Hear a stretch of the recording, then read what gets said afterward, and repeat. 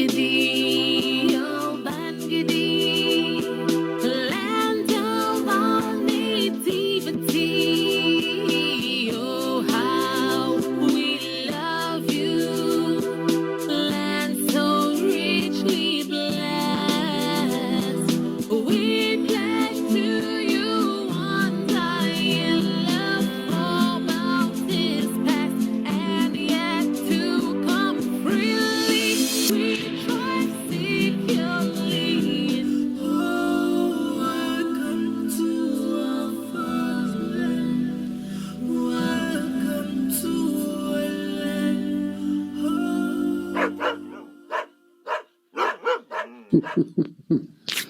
As strong as an ox.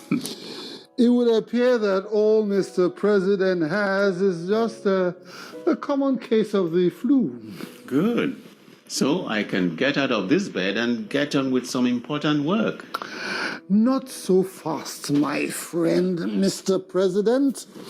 In my capacity as Surgeon General of the Republic and personal physician to the President of the Federal Republic, I am ordering you off work for the next 48 hours.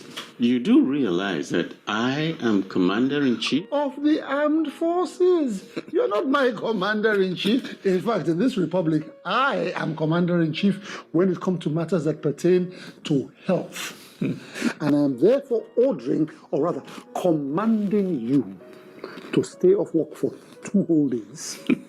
Okay, Dr. Chimaobi, can I at least consult with my vice president tonight before the work embargo kicks in? Considering that your vice is such a beautiful woman, she's a darling, I will allow that. But immediately after her, no work for 2 days. Do I make myself clear, Mr. President, Commander-in-Chief? Aye, aye, sir. Yeah. And whilst we're at it, please take your medication. Here they are. Because if you don't, I know who I will tell. And who might that be? The Commander-in-Chief's Commander-in-Chief, of course, your wife. Now you're scaring me. I promise to behave. I know you will. Mr. President, I have to run off right now. But please take your medication. One of the medications I gave you will make you sleep a little bit more than usual, but not to worry, it's all right, because you really need the rest, okay? Thank you, Dr. Chin. Mr. President, my friend, the Commander-in-Chief.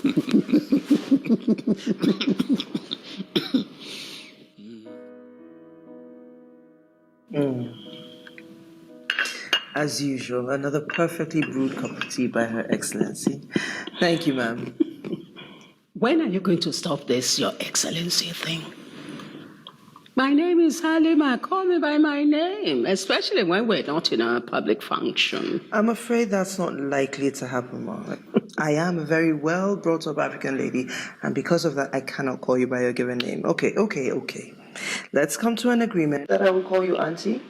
I mean, you're almost old enough to be my mother. Oh, Hassan, come and say hello to us. Mama. Good evening, Your Excellency. Good evening. Hassan Yayadi, thank you for coming in to see us. Yes, sir. Vice President, my firstborn son. How can you then say that I'm old enough to be your mother? I beg. Old enough to be your elder sister, perhaps, not your mother. Hello, Hassan. I haven't seen you in a while. I trust you're well? Very well, thank you, Madam. Hassan, here I am trying to win Tabby away from calling me Your Excellency, and you're going all formal on her. All right, Auntie. I think I found the perfect solution. I will call you Auntie Halima, and Hassan will get to call me Tabi. I was lying. Hassan would do no such thing. If I'm old enough to be your auntie, you're also old enough to be his auntie. Dahala, Mama, I have stuff to do in the study, if you don't mind. Oh, I thought you're looking in to see your father. He's been under the weather lately. No such thing. Oh. What if what he has is contagious? You don't want your darling son to catch it.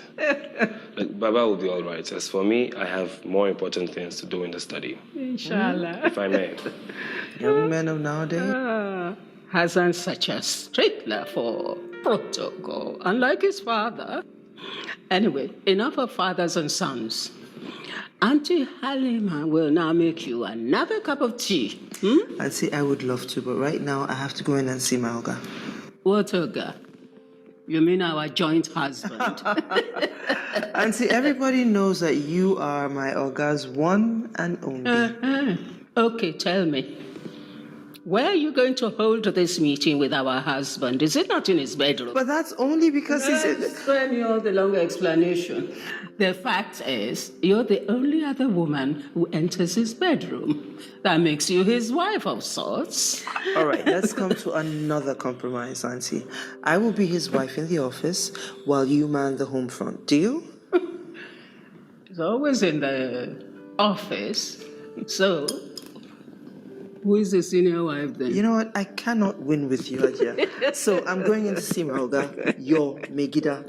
Good evening, Your Excellency.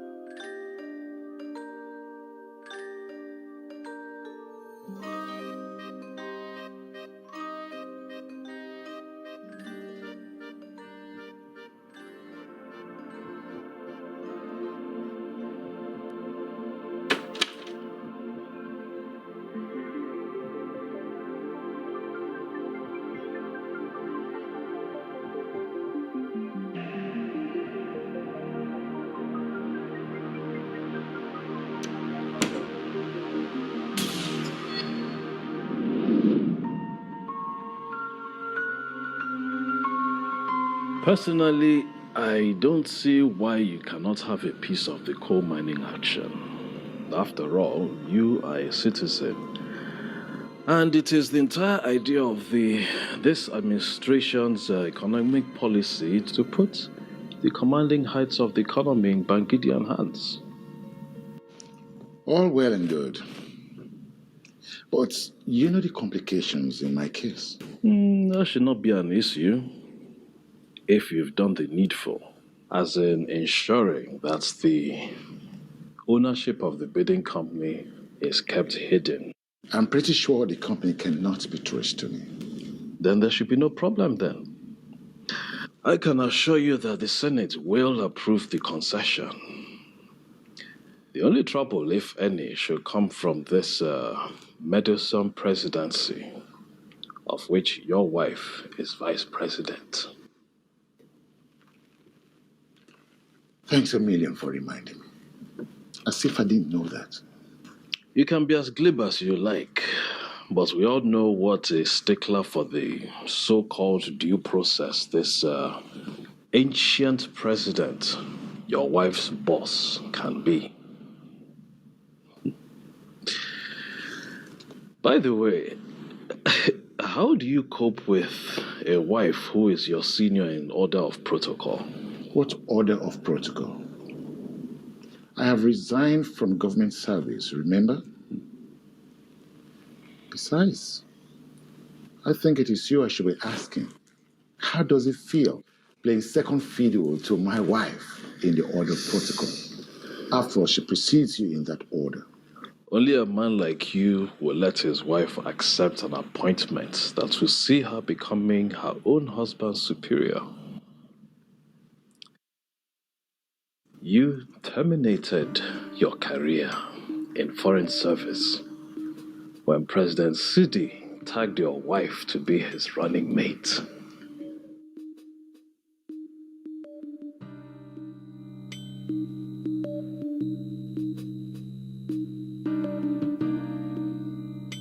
So, all the summit has to do is to hold that renegade army general to his promise to hand power over to an interim government in Ouagadougou. That's about it, Mr. President. However, I shall be making the announcement of our intention to send a 2,000-man peacekeeping force. That way we drive home the point that Bagidi will not tolerate a military presence in the region. I see you're having a handle on these foreign policy issues. Well done. Thank you, Mr. President. I'm sorry about that. However, I have had the privilege of learning at the feet of the master. Ah, there you go again, caressing the ego of a sick man. Sick man? But sir, you told me that it was just a simple case of the common flu. Yes, that's what Dr. Obi said. According to him, I should be up and about in 48 hours. Right, sir. So by the time I'm back from this summit in Accra, you should be bubbling again, right? Okay. All right, Mr. President. Right. Tabby, Yes, one sir. more thing we need to discuss. Yes, sir? It's about your husband, Ambassador Johnson. The director of due process informs me that he is behind a company that is bidding for the concession of the National Coal Mining Company.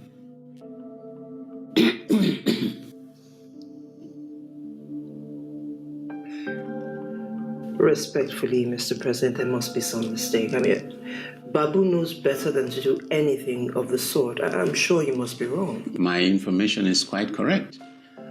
You see, the only saving grace is that the director told me the instant he found out. You'll have to ask him to renounce the bid before it becomes public knowledge. Consider it done, Mr. President.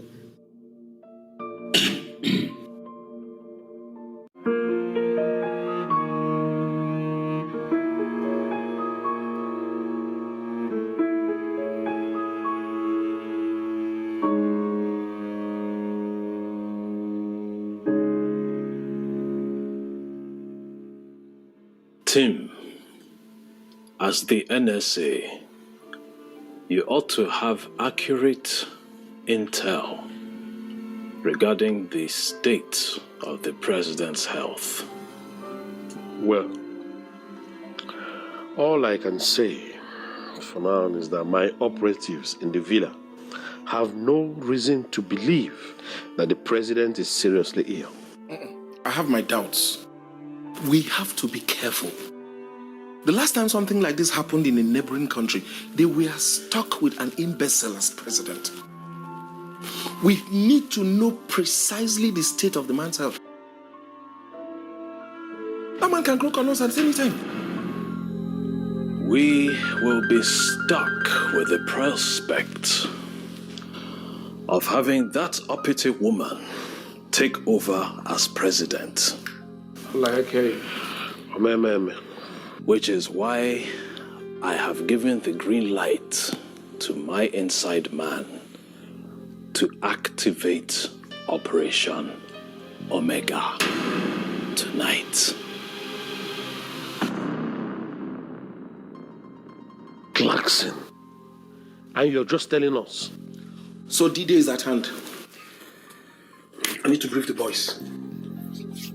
Sariki, Tim,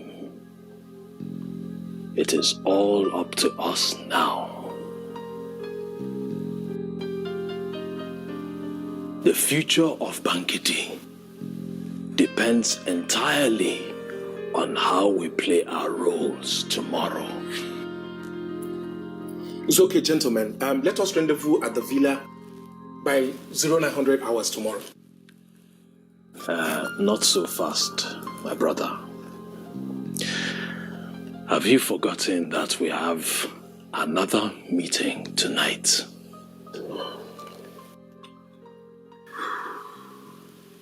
Let us make it 10:30. Okay. Well, Sarki and I better start rushing home so we'll get ready for the conclave later this night. You're right. We'll see you then.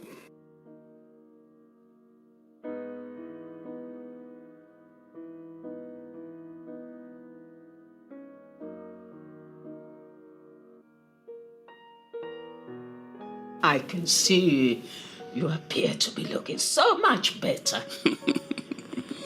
Could the visit of your vice president have anything to do with it? Mrs. Ali, shame on you for having such an insinuation. My recovery has everything to do with the quality of care my darling wife of over 40 years has lavished on me these past 2 days I have been down. Malam Sidi Ali, you and your sweet mouth. No wonder you became a politician. But tell me the truth. You wish you had her as your second wife, admit it. All I can say is that it is too late in the day for me to be contemplating a second wife. When I was young and agile, you wouldn't permit it. Is it now that I'm old and actionless that I will be experimenting with a new wife? Malama Halima Ali, Dong Allah Kurabudani. Okay, I'll leave you alone. But let it be on record that I finally gave you permission to take a second wife. Even at this late hour. Yeah, right. As the Americans will say. Please pour me a glass of water to take my medicine. Now you see why you need a second lady. I'm getting too old for these wifely chores. Serves you right for not agreeing earlier.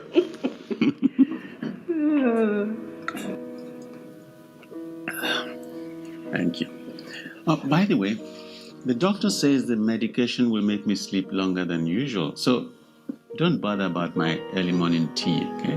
With all pleasure.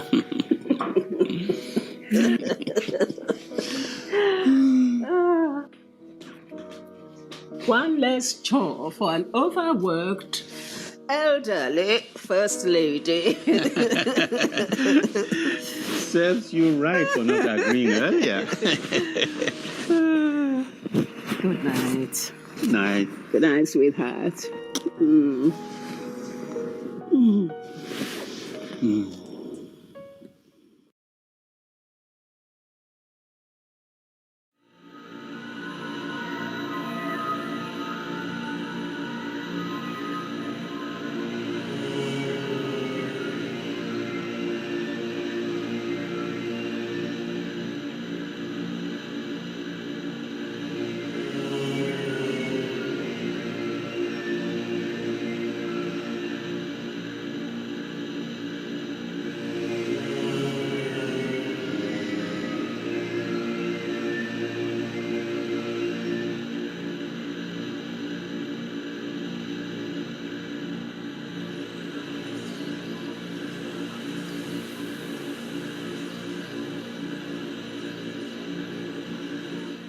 Harawoya.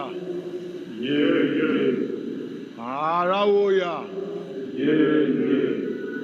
Harawoya.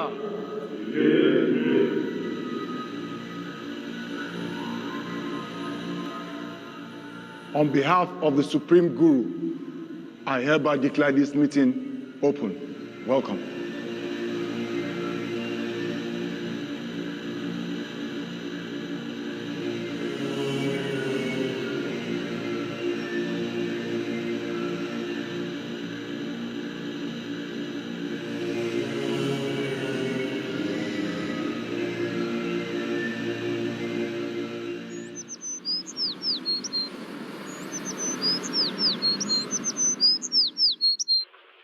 Yes, Babu?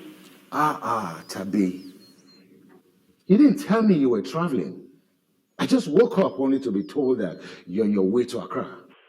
Oh, I'm sorry. The president asked me to represent him at the Accra summit yesterday. Besides, I waited up till pretty late last night to speak with you. And by the time I was preparing to leave this morning, you were still asleep. What kept you so late last night?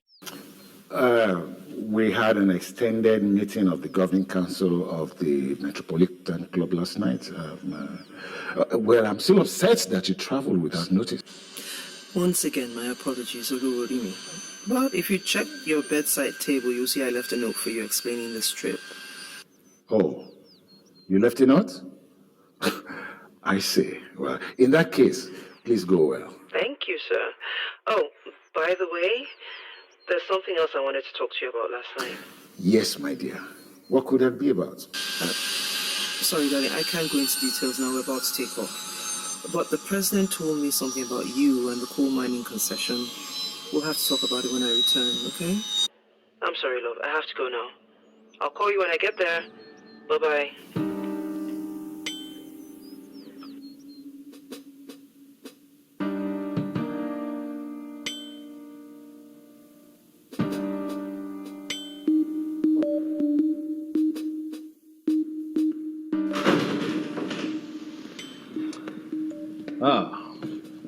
Mr. Chief of Staff, apologies for barging in on your privacy. We simply have an important matter. Well, Your Excellency, I see that you've already made yourselves comfortable, so by all means. If I may ask, though, to what do I owe the pleasure of such a visit from distinguished seniors like yourselves? Well, I am here in my capacity as the National Security Advisor to inquire after the health of Mr. President. My operatives here don't seem to have a very clear picture. As they say, the president has not been seen in the past 36 hours or more. Well, sir, that's only because he has been recovering from a mild case of the flu. The doctor has placed him under bed rest. I'm here to commiserate with my CNC, who missed out on the passing out parade of the Defense Academy. And I am here to give him feedback on the passing out parade where I represented him. Well, as I said, he's recovering from the flu and he needs his rest. The doctor, however, says he should be up in the next 48 hours. I spent some time with him last night and I can assure you he's well on his way to recovery. If you may recall, a similar incident had happened in a neighboring country some few years ago. And similar assurances were given, despite the fact that their then president was terminally ill. If you don't mind, we may need more than your assurances. That is actually very true, you know. Look, the state of health of Mr. President is an issue of national security. So we will need much more than mere words and assurances from you. Well, sir, all I can give you right now is... If you like, you can consult with the Surgeon General for more details. There's no need to be overly dramatic over such a simple matter. Of course, if the Senate wishes to, it can simply summon the Surgeon General to get the answers. Gasciani. But that would only heat up the polity, and you know we do not want that. So why don't we simply pay the president a get-well-soon visit? Since we're already here. Simple. Go to the point. Okay, I don't think that should be a problem, but I would need to have Hajia Halima's permission before I let you into the president's bedchamber. Please, by all means, go ahead and ask her. I'm sure Hajia will understand exactly where we're coming from. Okay. Well, in that case, if you would excuse me, I'll be right back.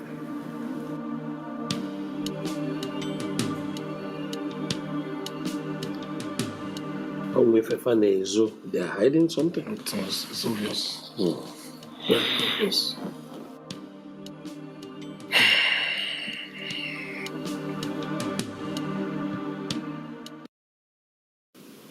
Tabi, you must have landed in Accra by now, I'm sure. Yes, Babu, I'm sure you can hear the sirens blaring. We're on our way to the State House. Yes, I can hear the siren.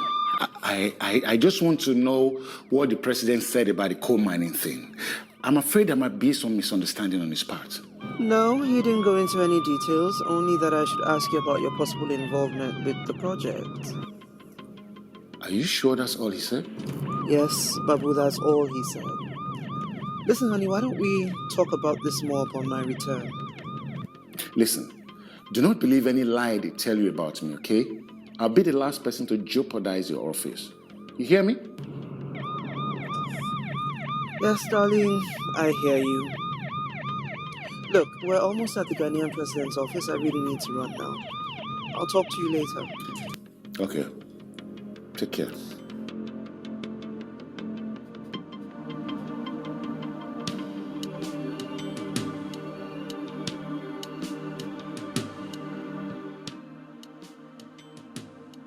So, Ajay, what is your response? They are waiting. Let the vultures wait.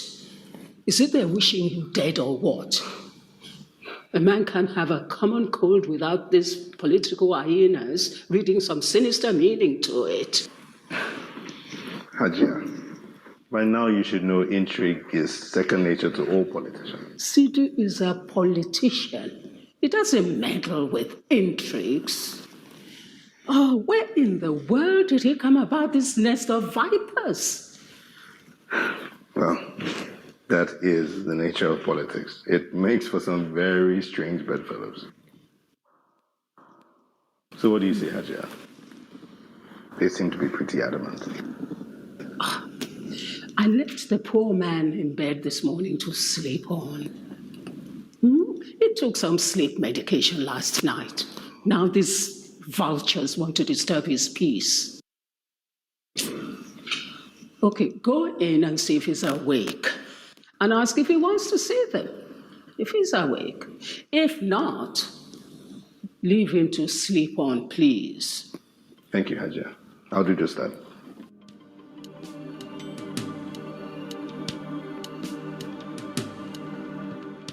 Tim, have you activated the contingency plan?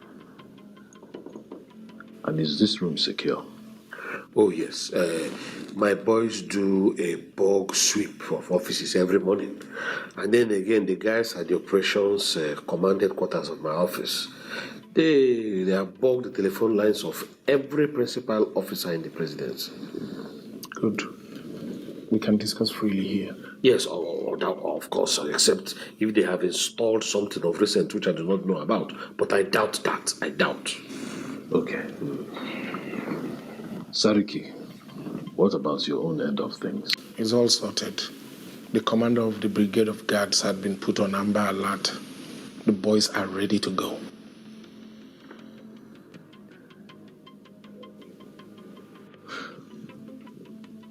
This chief of staff fellow seems to be taking his sweet time getting back to us. He had better not be playing games. I don't blame the bagger. If the president had followed precedents and appointed a career officer as chief of staff, we won't be in this mess. Instead, he went to headhunt a U.S. State Department reject. As if our boys are not good enough. Adiomiko. Very pathetic.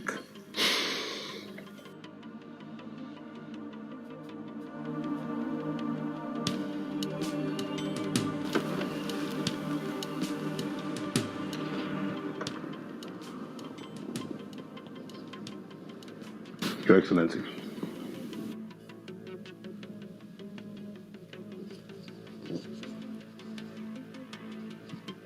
Your Excellency.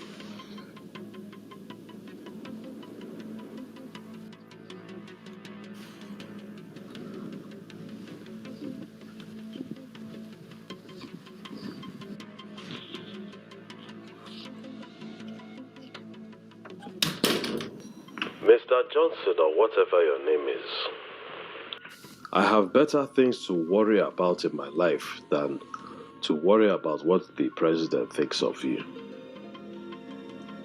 I did not rat you out to anybody. As a matter of fact, I take an exception to this call. I am sorry, Your Excellency, but my wife just told me that the president brought up the matter with her. How is it my concern? Please. I am expecting an important call. Please get off this line.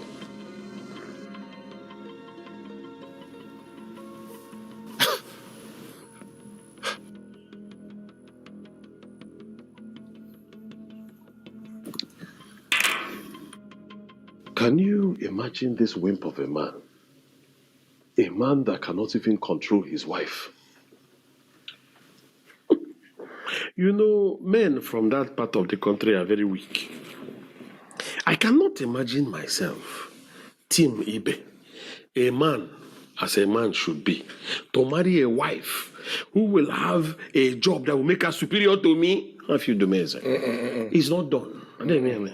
Not all men from that part of the country are weak. I've met many. that are very strong and courageous in the military.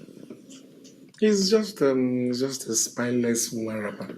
Gentlemen, please let us change the subject and talk about something else. Like, where the heck is this bloody chief of staff?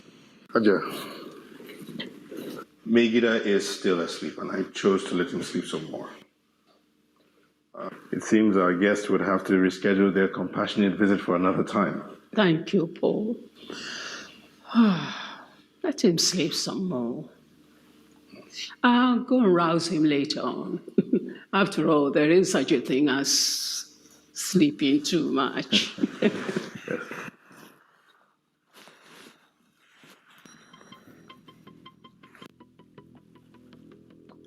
Haja, it seems I left my mobile phone in the office. Can I please use the one in Megida's study? I have to make a very important phone call to the Vice President in Ghana. Of course you can. You don't need my permission for that. Thank you, Haja.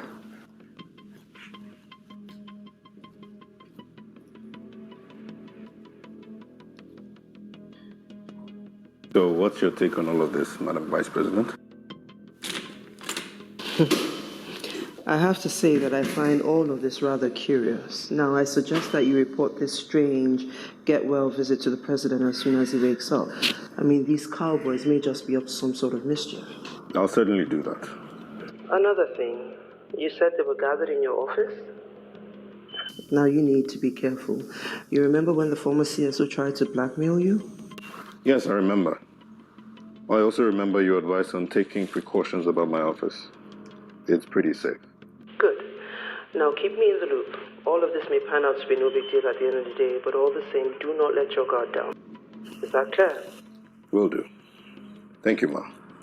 And all the best with the summit in Ghana. Thank you.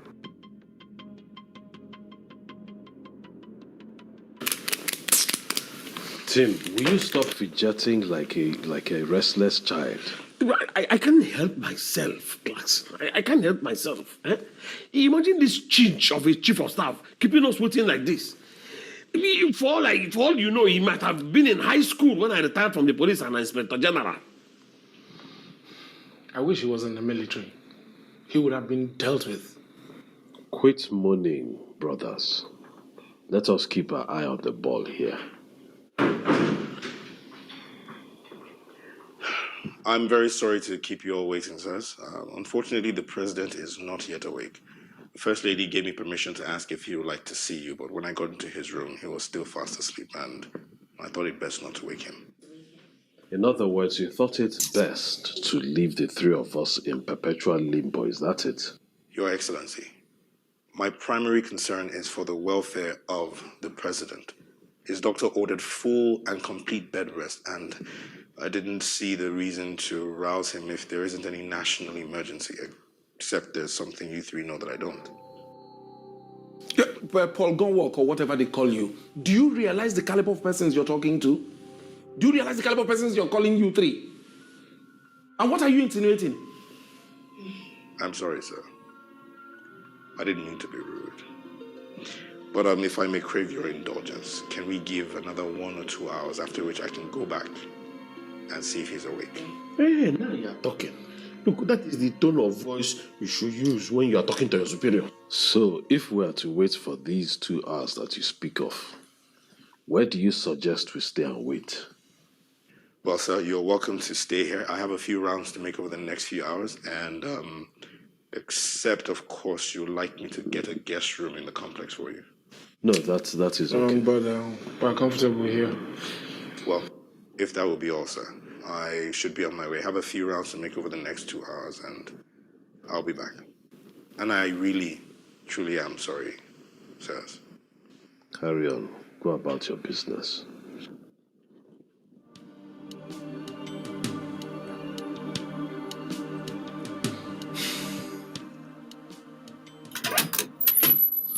Megida, you slept enough. Time for breakfast.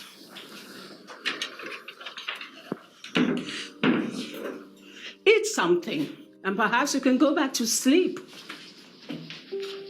Wakey, my good. Be a good boy and eat something. Oh, stop your pranks. Megida, do you realize the three stooges are in the villa cooking up some mischief? You better get up and go and deal with them. Megida. Megida. Megida.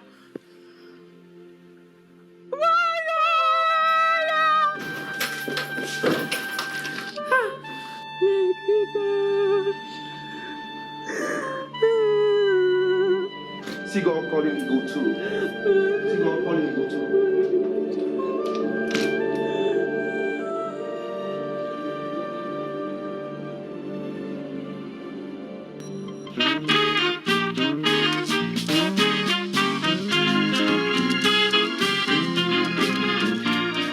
Africa's most beautiful vice president, Akwaba, my sister. Africa's smoothest talking statesman. I salute you, sir. I don't know whether to take that as a compliment or not. Trust me, Your Excellency, it's a compliment coming from a place of deep affection. Now, who's a smooth talker, you or I? Beautiful Gideon 419er. Oh, no, Your Excellency. The narrative has changed. Haven't you heard? We are no longer referred to as a nation of 419ers. Now, we are Africa's economic engine room. I agree, and that is why ECOWAS needs your assistance to help put that Burkinabe general back in line. Which is why I'm here, Your Excellency, to tap wisdom from Africa's finest mind. There you go again. By the way, how's my elder brother and friend, President Sidi Ali? No, he's doing very well. He's simply recovering from a mild case of the flu. Oh, I hope it's not too serious. Oh, not too serious, Your Excellency. You know your brother. I'm sure he'll be up and running by the time I return. He's a one-man riot squad. So, here is the outline of what we intend to do. First and foremost, we will be sending a 2,000-man peacekeeping force to the region to send a strong message that we will not tolerate a military regime in that area.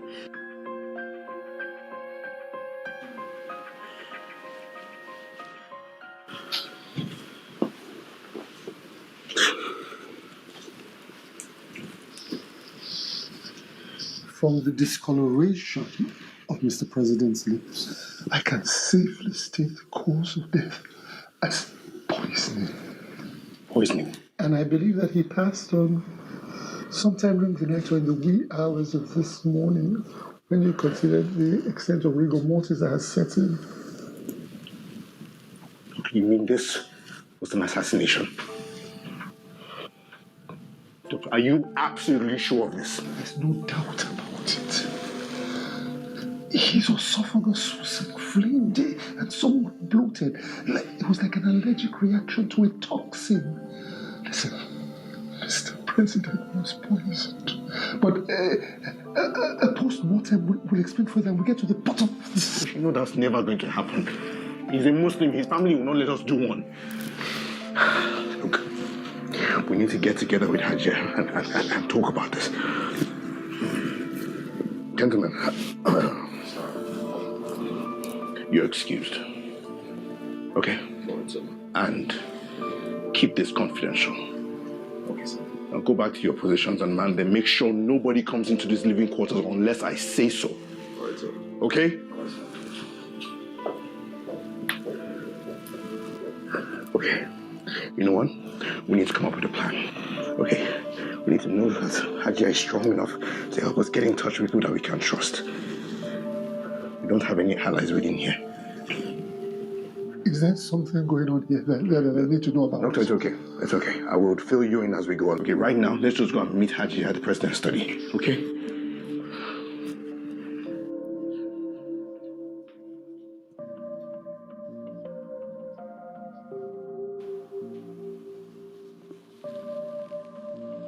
Debbie, this is not a time for you to be grief-stricken. You must act to take control of the situation. You're right, Your Excellency. Now is not the time. I'll put my office at your disposal to liaise with your people back in Bangidi so that you can monitor what is going on there. Thank you, Your Excellency. I just need time to gather my thoughts before I decide what next to do. I can tell you for free what not to do. And what would that be, sir? Don't rush back to Bangede. Evaluate the situation before launching out. And when you go back with a definite plan in mind.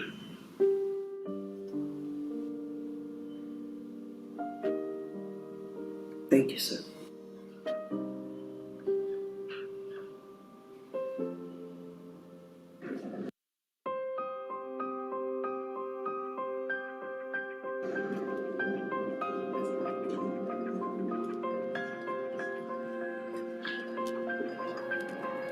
Stop there. Why? Sorry, you can't go in. This is the president's wife food. Please let me go through. My orders are not to allow anyone go in. Why? Has something happened? Whatever it is above your pay grade. Look at you. My friend, leave this place. Ordinary bodyguards. Do you know who I am? But don't worry. Very soon. Leave this place. You will. Aja, I can assure you of the full support of the Ghanaian people in this very, very tragic situation that we find ourselves in. I've made sure that Tabby has the full weight of my support as President of the Republic of Ghana and Chairman of ECOWAS, so that we can actually take control of this situation. Thank you very much, Edward. You've always been more than a friend. You're a brother indeed. Auntie Halima, you and I both have to be strong now, okay? Now you know that Al-Megida will expect nothing less. Your Excellency, Paul Gunwalk is the... Yes, I know Paul. Paul, what is the reading of the present situation? All I can say is it seems the Senate President and his cohort had foreknowledge of the President's condition. I will have to get more intel on the issue, but I am certain that there is a larger plot afoot. All right, so who else is aware that the President is dead? Apart from the two of us, the doctor and 2 bodyguards, no one else. No one else. Paul, I think you should keep it that way. Keep it that way.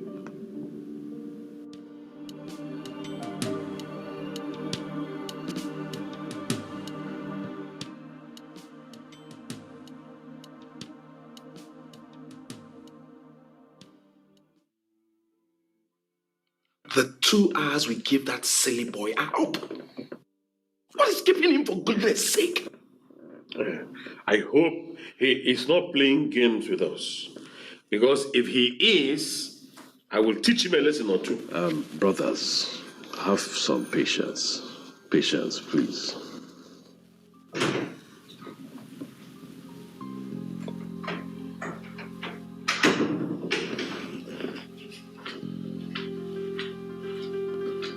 Will you get out? Are you mad? I'm very sorry, sir. Please, calm down. He is my inside man. He is the personal valet to the president. Come.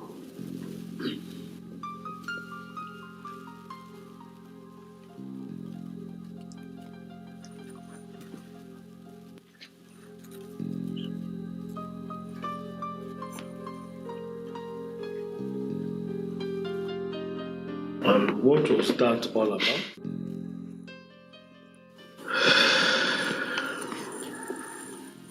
Gentlemen, can we observe a moment's silence for our newly departed President Sidi Ali?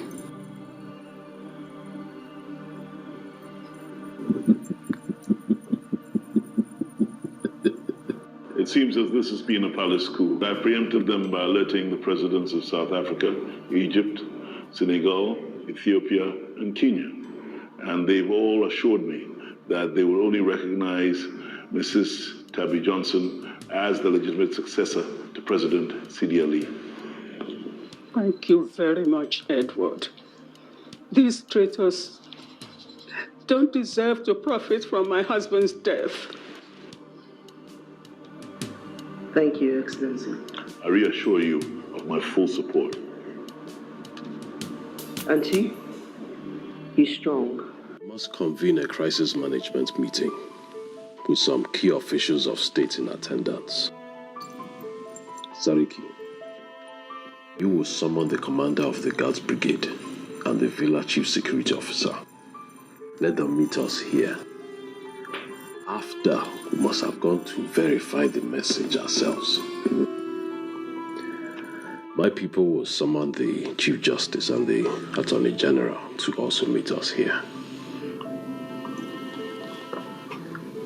Brothers, our destiny lies in our hands. Let us do the needful for our dearly departed president.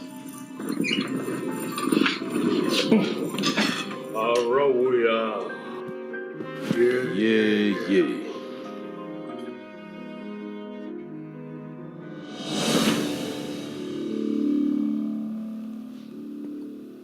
Hajar, Doctor, you have to get back to the president's chambers now. The real drama is about to start. Your Excellencies, you would have to excuse us now. It seems the situation is about to escalate. Sir, I've already briefed your Chief of Staff. He'll give you the full picture. Paul, please do what you have to do. Thank you, sir. Tabi, Edward, inshallah, we will be victorious.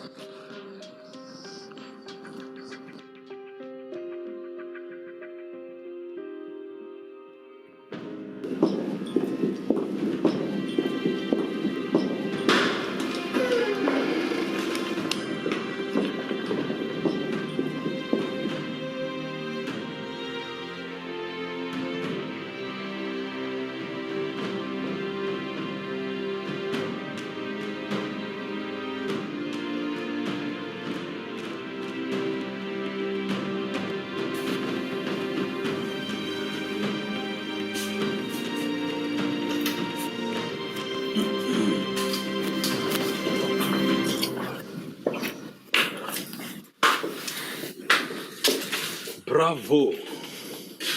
Excellent acting.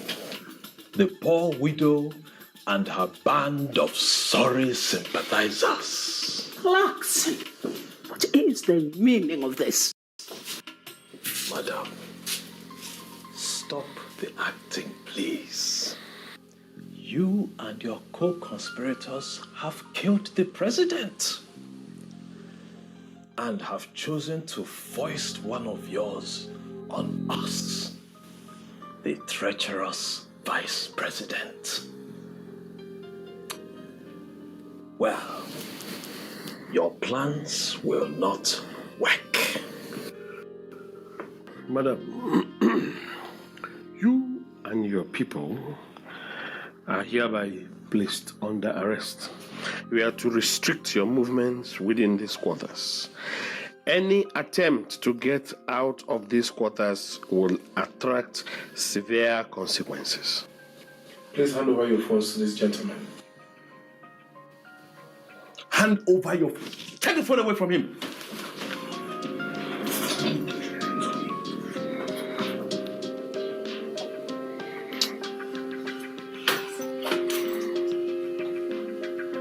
Both of you, stay here. Make sure nobody leaves this space. Do you copy? Sure.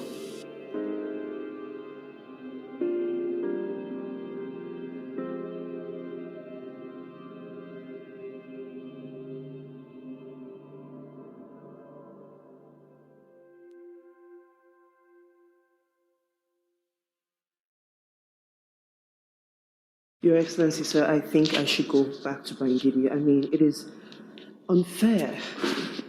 It is so unfair that the First Lady is being persecuted back home while I'm here.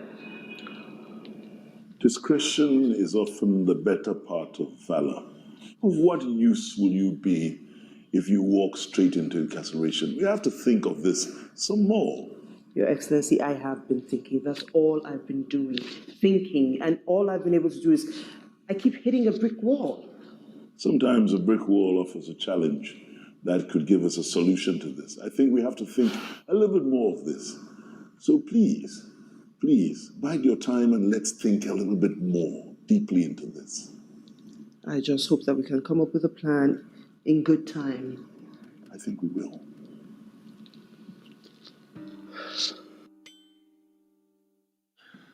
Gentlemen, we have just uncovered a very dastardly plot. A dastardly plot by a very unusual group of people. As I speak to you right now, the president of this nation lies dead in his bedroom. I have also ordered the arrest of all the prime suspects involved in the assassination of President Sidi Ali. They include his wife, Ajia Ali, his personal physician, Dr. Chuma Obi, and the Chief of Staff, Paul Gomwok. Well, we have all reasons to believe that the Vice President, Mrs. Tabi Johnson, is involved in this plot. But as you all know, she's away in Ghana. CGB, Sir, yes, sir. issue a red alert to all units immediately. Yes, sir. Do you understand me? Yes, sir. You're dismissed. Villa Sieso, Sir. the two bodyguards on duty at the living quarters, they have been disarmed and they are in detention. I want you to arrange their immediate debriefing. Right away, sir.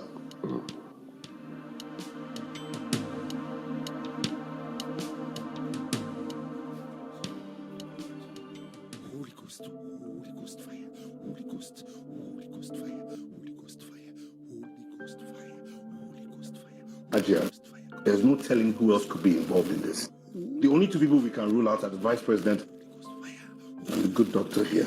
Even if we could trust anyone else, how could we alert them without putting them in harm's way? What about your son, Hassan? Certainly not. They just killed my husband. I'm not putting him or anyone else in harm's way. So we'll leave him out for now. In any case, we have to find a way out of this. Something has to give. Inshallah, something will give.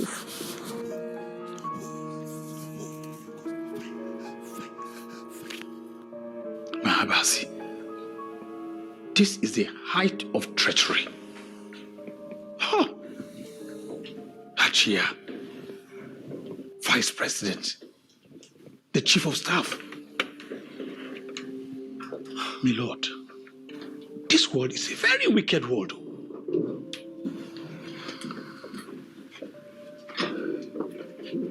We will need you to issue an international warrant of arrest against Mrs. Tabi Johnson.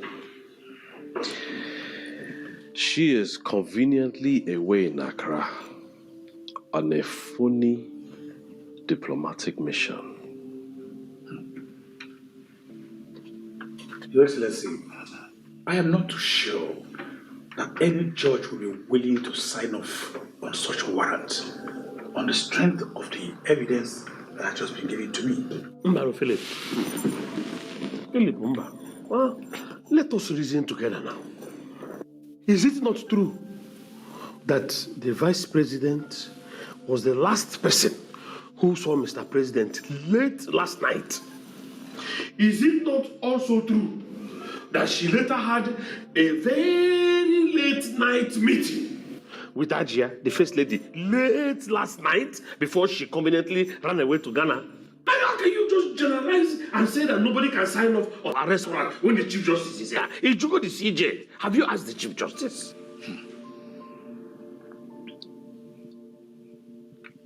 Well, there's also the issue of the constitutional order of succession. My Lord, can you throw more light on this? Getting a judge to sign the warrant is a non-issue. Every judge has the discretion of the amount of weight to attach to each evidence on any matter that is brought to his court.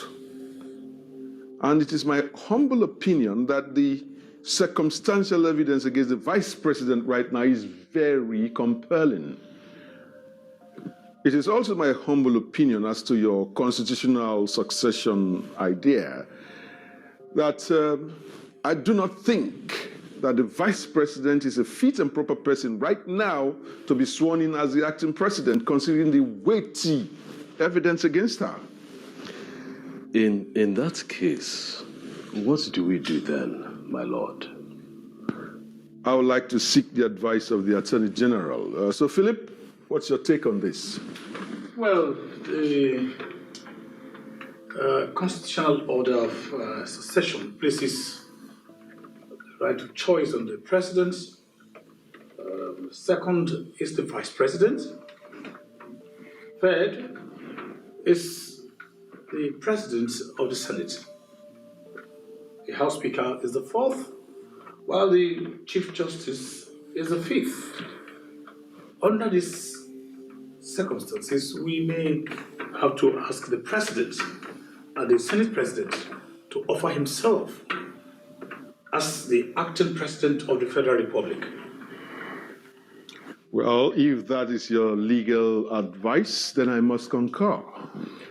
Gentlemen, I believe all this is dependent on whether or not the Senate President is willing to take up the mantle. Otherwise, we may have to summon the House Speaker and ask if he's willing. Mano, Sariki, what are you talking about, willingness or no willingness? Eh? Look at Classic very well. He is a patriot, he's very willing. Well, courtesy and conventional wisdom demand that we ask him first. True.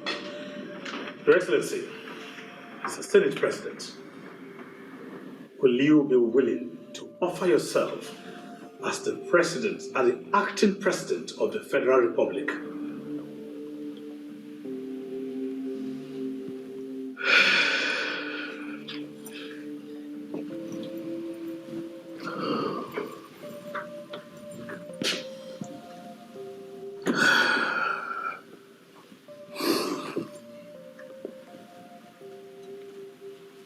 It is with the greatest of humility that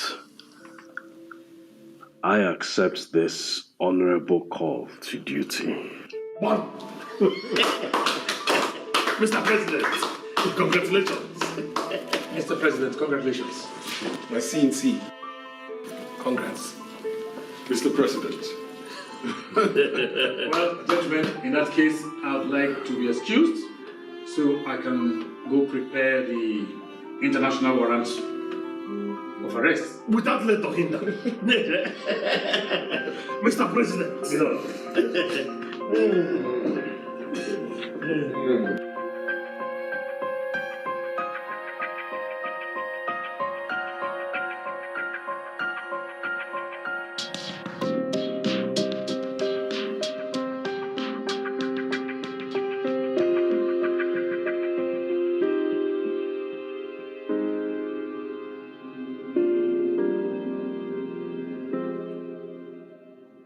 Here.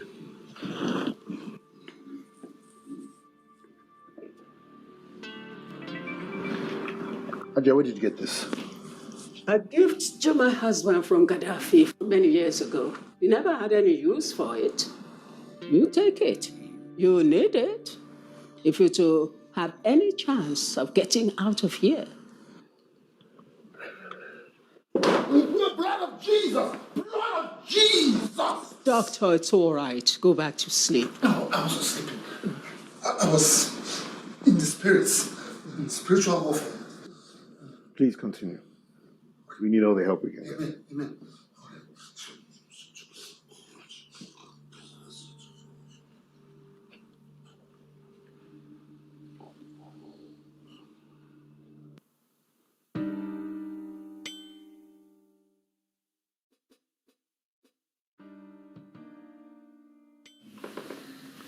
Brothers I bring you greetings from the Supreme Guru. He is very pleased with the progress we've made so far. Wallahi, nothing gives us greater pleasure than advancing the cause of the Brotherhood. Yes. My brothers, look at all of us in this room. Here I am, from the deep south, working harmoniously with Sariki, my brother from the core north, my oriental brother, Tim Mibe, and Wise One from the east, and the world-renowned jurist from the western frontier. I tell you, nothing gives and brings more enlightenment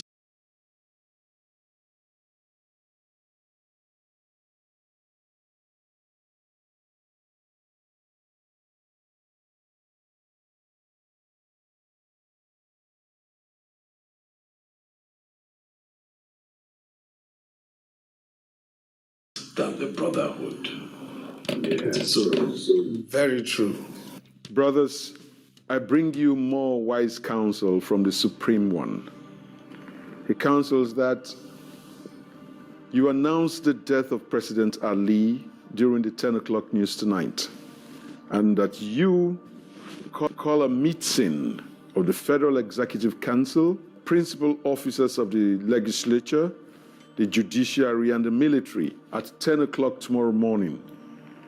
And in that meeting, you will inform them of the complicity of the Vice President and the First Lady in the death of President Ali. He also counsels that you instruct the Attorney General to move a motion for your swearing in at the meeting tomorrow. That makes a lot of sense. Sariki, Tim, I hope your boys are ready to quell any protest that may arise from the announcement later on. Well, we are not envisaging any form of protest. But even if any were to arise, our boys are on high alert. That's correct. Good. You boys will not be needed at the conclave tonight. The Supreme Guru wants you to stay here and hold the fort for us until tomorrow.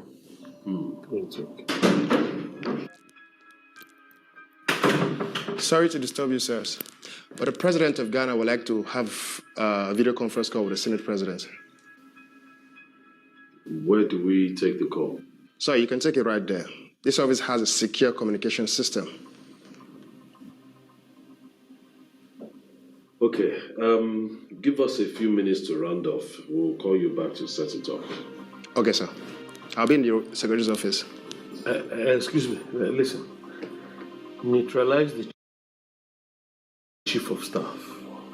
He might pose a problem, if not now, later. Okay, sir. Right away. Well, I better go and leave you guys to get on with the business of state. Thank you, sir.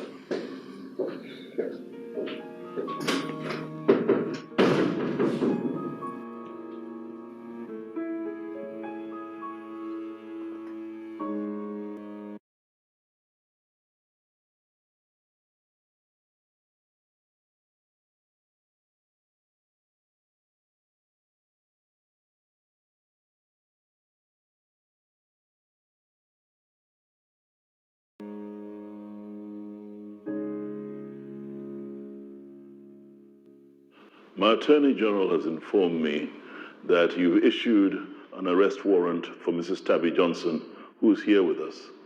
I'll need some clarification on that. Your Excellency, I take it then that you have heard the sad news about our dearly beloved President Sidi Ali. As a matter of fact, I have. I've refrained from offering my condolences until I receive official announcement on this. That announcement will be made in a couple of hours, Your Excellency. Do I take it that the arrest warrant that has been issued is related to this unfortunate tragedy? Preliminary investigations implicate the Vice President, Mrs. Johnson, and the First Lady, Halima. Clarkson, can I call you by name so that we can dispense with all this protocol and then we can deal with this as man to man? Certainly, Edward. Let us do just that. You and I know that all this talk of a Black Widow situation is all but bullshit. BS is a strong word to use. I would much rather use the term that their involvement is remotely plausible, but plausible all the same. It really depends on who controls the narrative. And in this case, it is not them.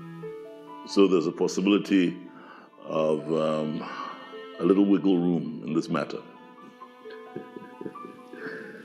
Edward, I have always known you to be an astute politician. And you know, politics is all about the possible. So what exactly do you want? And what do you want in return? Edward, I like that.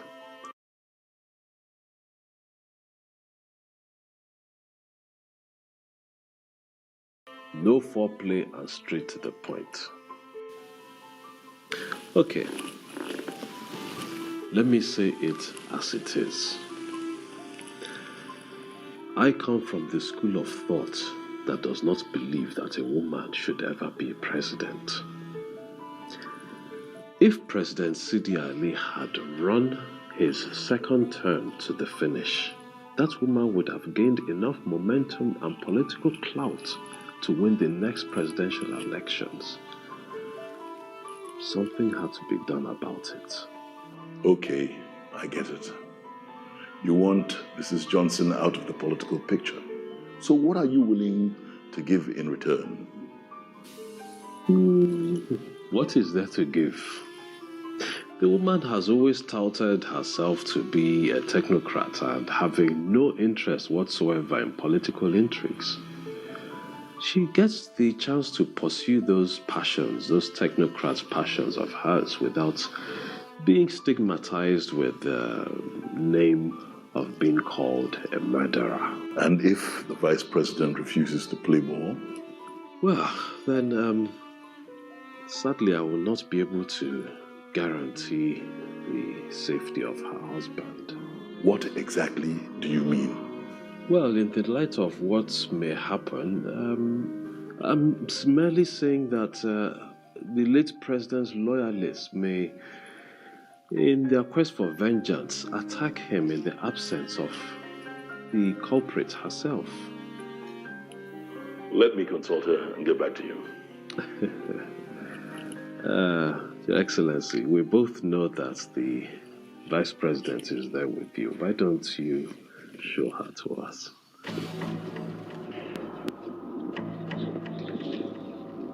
All right, Clarkson, you win. I'll send in my resignation from here and go on exile. You see what I mean, Edward?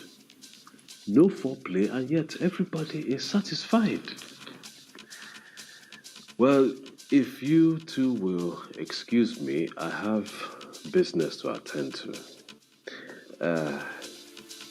I have a national broadcast to make.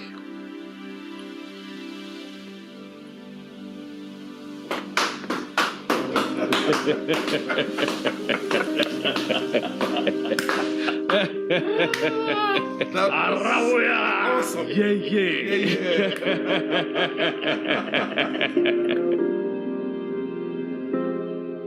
What an ego. President Sidi always warned me about him, said I should be careful around him. So, sir, what exactly do we do now? My chief of staff will come and brief us on his last conversation with Paul, and then we'll take it from there. Fair enough, Your Excellency.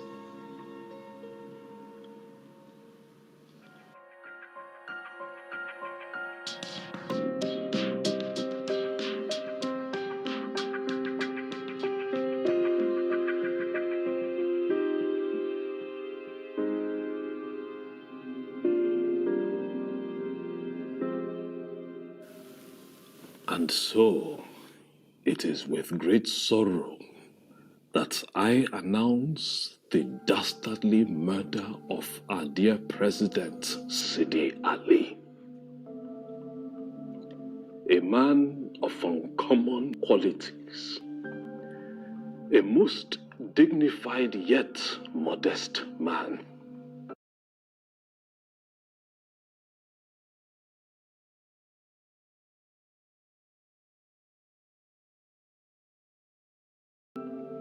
A consummate administrator and above all, a man manager who gave his all to Bangidi. I know that I speak for all Bangidians when I say that this man did not deserve to go the way he did.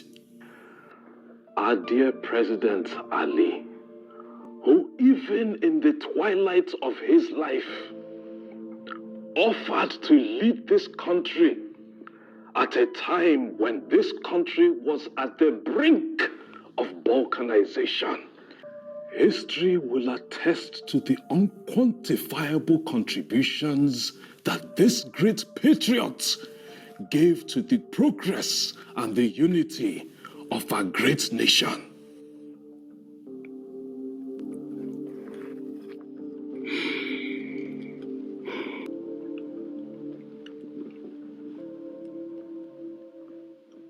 To all the perpetrators of this crime, this heinous crime, I hereby put you on notice.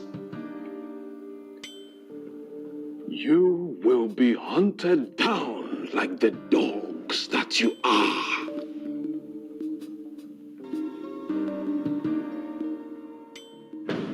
We're losing her. We're losing her. Go and get some help. She needs to get to a hospital. Go and get some help. Guys, before we go, you can't take it down and run it. Guys, we need to get you out to the hospital.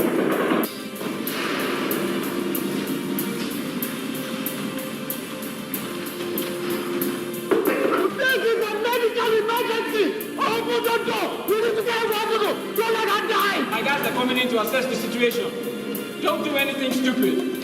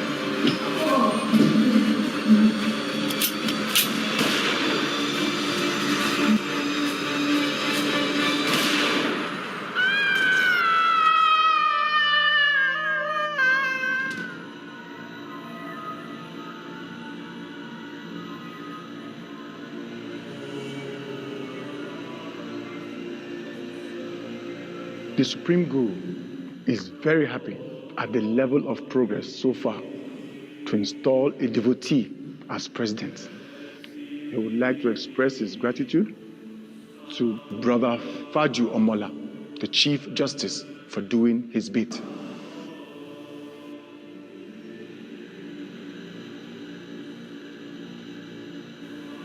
He is particularly glad that very soon this esteemed brotherhood will not only control the legislature and judiciary, but indeed the crown jewel, the presidency will soon come under our control.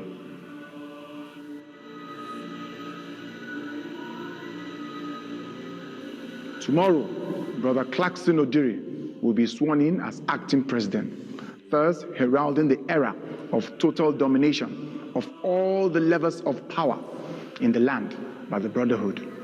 One person in this room has been selected as the anointed one to lead the country after the presidential elections for a substantive president in 3 months. At the appointed time, his identity will be revealed. Hallelujah! Hallelujah! Hallelujah!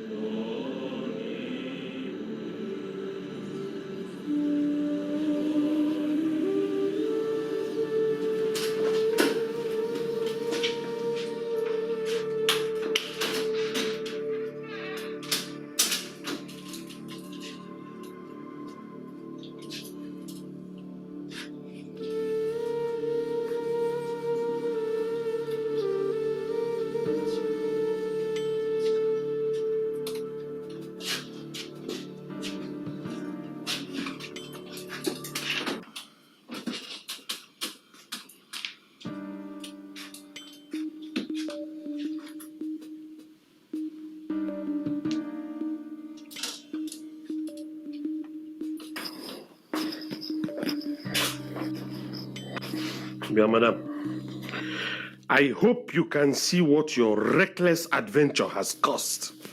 Because of you, a young man has been shot. And you, a wood doctor, you should be ashamed of yourself. Tomorrow, your fate will be decided.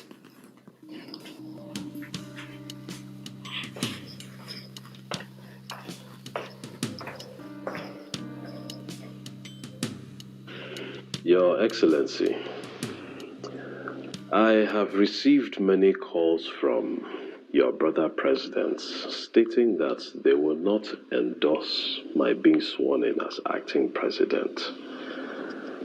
I have a feeling you had something to do with this.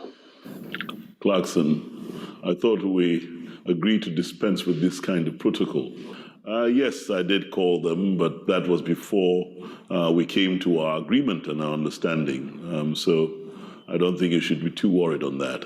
Well, I quite understand that, but I also know that you can also call them to allay their fears in the spirit of our understanding.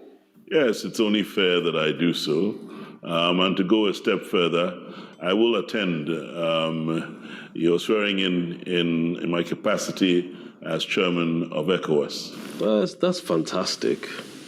The ceremony will be taking place immediately after an expanded cabinet meeting in the morning, tomorrow. We should be done by, say, 1 p.m. Thank you. I think I will be there, definitely. I'll see you then.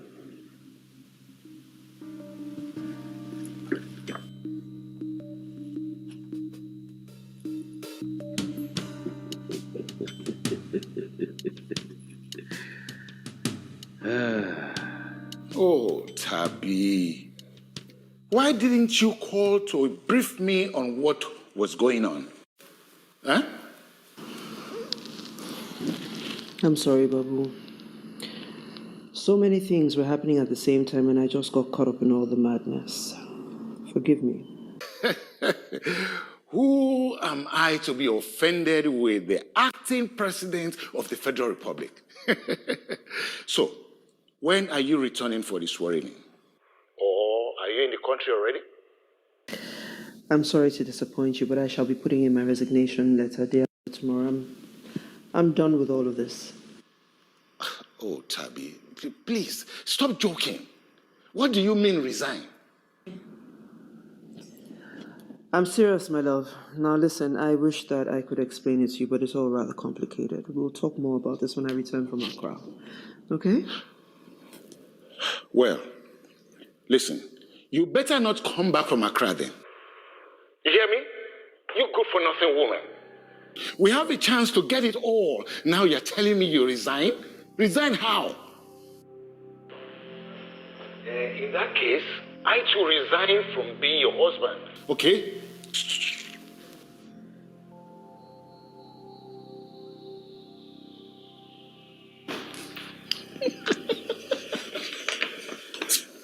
You heard it all. She has been effectively snookered. Now, can I have my file?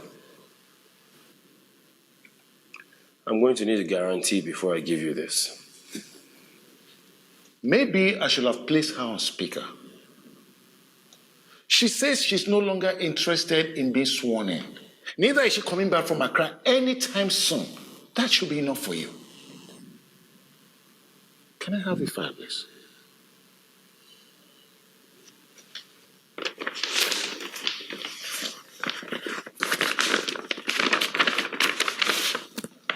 Are these all the copies? I will wait for copies to surface later. Mr. Husband of the former Vice President, you insult me with your words. If you would excuse me, I have something important to attend to.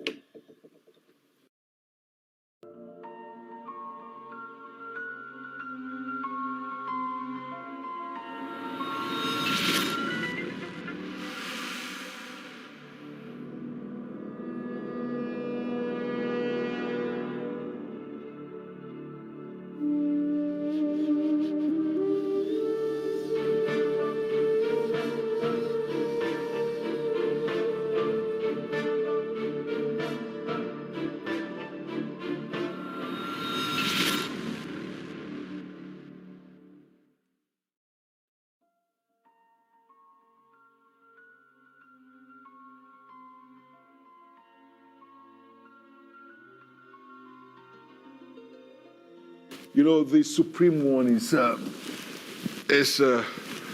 very impressed with you, you know. According to him, you were quite the statesman with your delivery yesterday. Ah, yeah, you're right. I was totally blown away. Oh, yes. Look at Oh, yes. It reminded me of the good old days of master orator statesmen like Kwame Nkrumah of Ghana and Nigeria's great Zeke of Africa. Yes, that's true. Thank you, my brothers.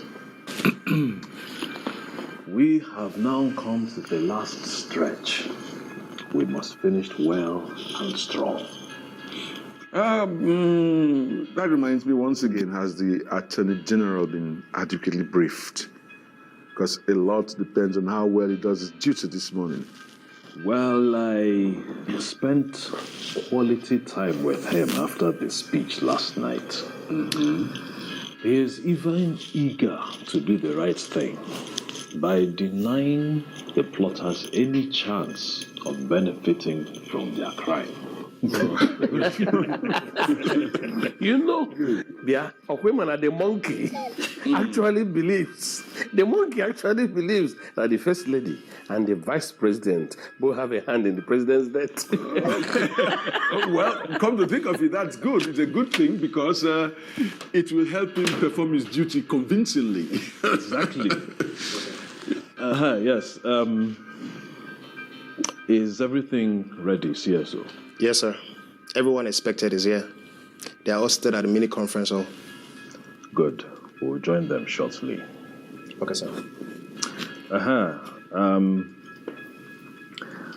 President Mensah and his wife will be arriving shortly for the swearing-in ceremony. Okay, sir. It is most likely we'll be at this meeting when they arrive. So, usher them into the living quarters so they can pay the First Lady a condolence visit. All right, sir.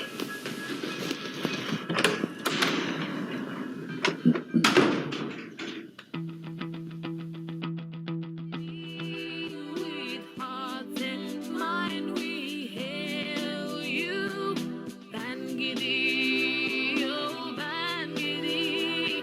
With hearts and mind we hail you, Bangidi, oh Bangidi. With hearts and mind we hail you.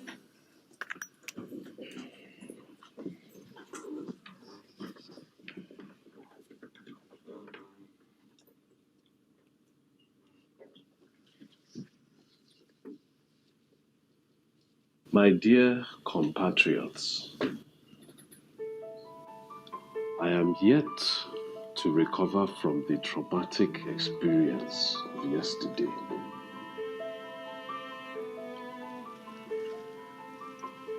Words cannot adequately express the depth of sorrow that I feel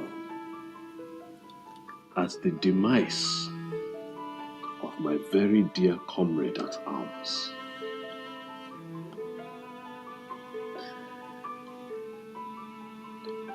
President Sidi Ali was not just a colleague politically that I respected very much.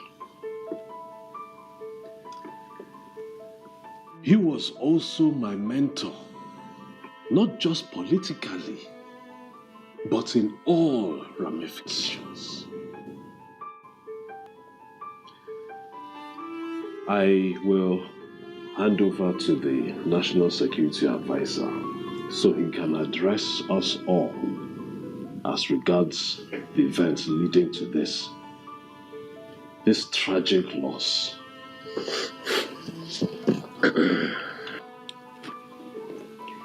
Respected colleagues, distinguished ladies and gentlemen, please permit me to read from my notes because I do not want to leave anything out.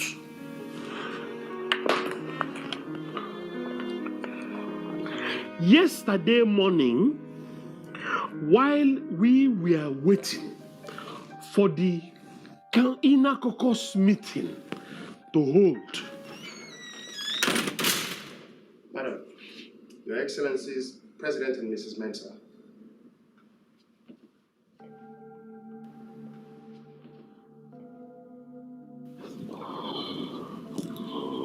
Oh, Halima. I'm so sorry. I can't imagine what these past 24 hours have been like for you. Acha, take out. Enough about me. How's my younger sister Tabby doing? Tabby is well. No, she's a tough cookie.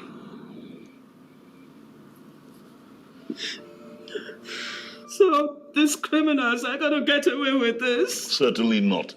That brave young man, Paul, put a listening device in the office where the plotters were planning their conspiracy and patched it through my chief of staff's office. They will not get away with this. You don't say.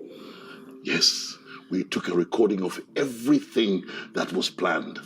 They're not going to get away with this. I promise you. In the light of all this, I placed a call personally to the Vice President. In this call, she emphatically stated that she had no interest whatsoever in completing President Sidi Ali's term in office. Rumor has it that she was forced into that position by accusation leveled against her, that she had a hand in the president's death. Minister of Information, you should be the last person to go about peddling rumors. I wonder where you get your information from. Well, if you must know, my Ghanaian counterpart told me that there's an international warrant of arrest leveled against her So please, pardon my impudence and provide clarity. It is true that a warrant was hastily issued by the Attorney General. However, upon detailed investigation, it was very evident that she had no hand in it. And so, the warrant was just as hastily retracted and an attendant apology proffered. As it stands, it appears that the Chief of Staff acted entirely on his own. In fact, that is the true position of things. You see, our investigations revealed that this same Chief of Staff was involved in monumental cases of embezzlement, which the President uncovered. We have reasons to believe that the President was assassinated because of this. Yes. As the Attorney General of the Federation, I hereby move a motion that in the absence of the Vice President and in the light of our decision, that the Chief Justice immediately swear in the President of the Senate, Clarkson Odiri, as the acting President of the Federal Republic of Bangladesh, until elections are held within 90 days from now.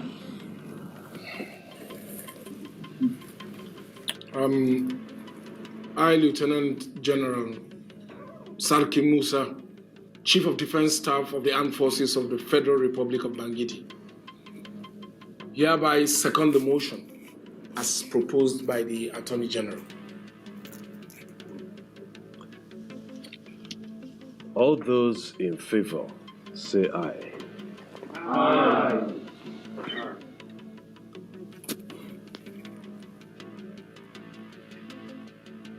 All those against, say nay. Nay.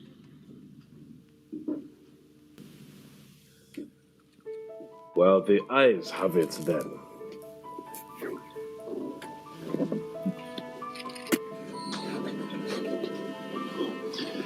Before I invite the Chief Justice to address or administer the oath of office, may I crave the indulgence of our esteemed members in this expanded meeting to invite the President of Ghana, President Mensah, and his wife, who are currently at the villa paying a condolence visit to the First Lady, to join us in this wonderful ceremony.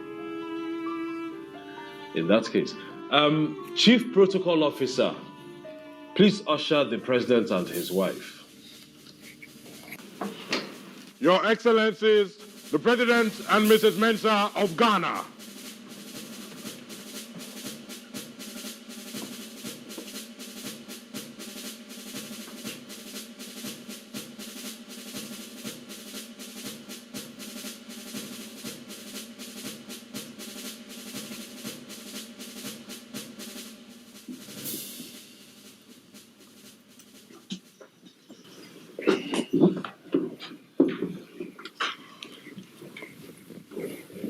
Your Excellencies,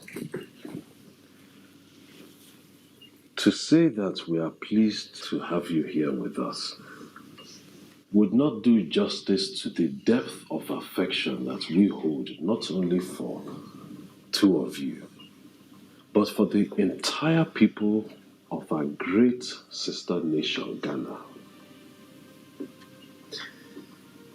Truly, the circumstances under which we are meeting is not the most pleasant. However, it buttresses upon us your show of support in this trying time of our great history. May I now crave the indulgence of everyone present is soliciting His Excellency President Mensah to throw across a few words to us.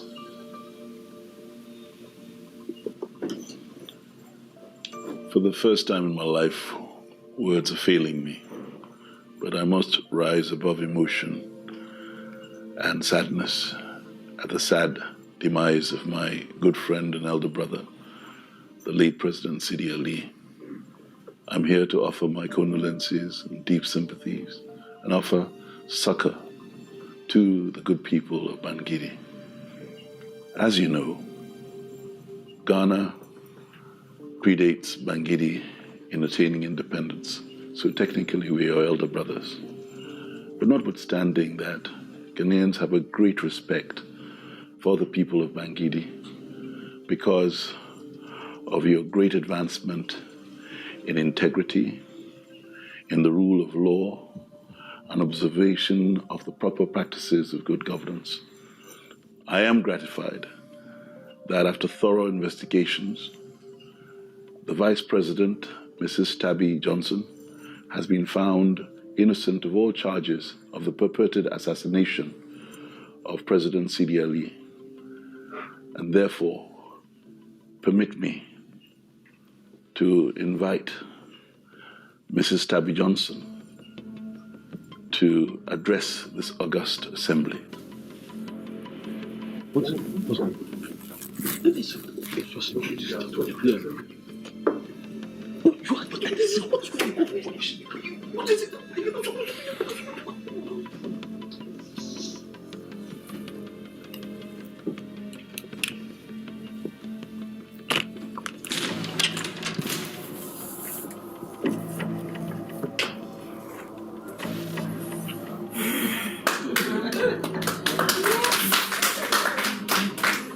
Fellow Bangidians, let me begin by stating categorically that there was never a time that I resigned. What I have here is a recording taken from the office of the Chief of Staff, where the conspirators coordinated and planned not only the assassination of our beloved president, but also the hijack of the instruments of power. I hereby order the Inspector General of Police to arrest immediately Mr. Clarkson Odiri, General Sarki Musa, Mr. Tim Ibe, and Justice Faju Omola. What are you calling for? She's talking nonsense. Arrest these men immediately. What is she talking about? What are you talking about? I have ordered the physical removal of all these men from this room immediately. Nonsense! I have the right.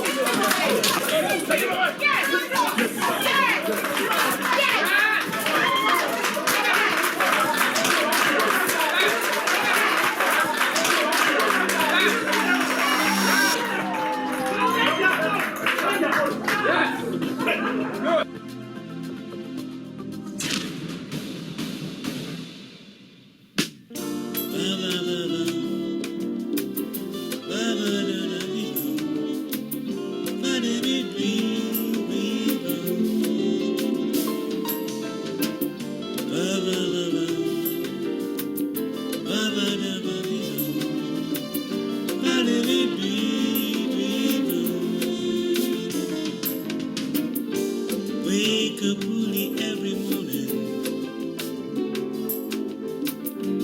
out to make an honest living. Woo-hoo. When the day's old, I count my blessings, for it could have turned out much worse. Wake up early every morning, out to make another's living. When the day's over, I count my blessings, for it could have turned out much worse. Sun don't shine on every head, rain don't fall on every shoulder.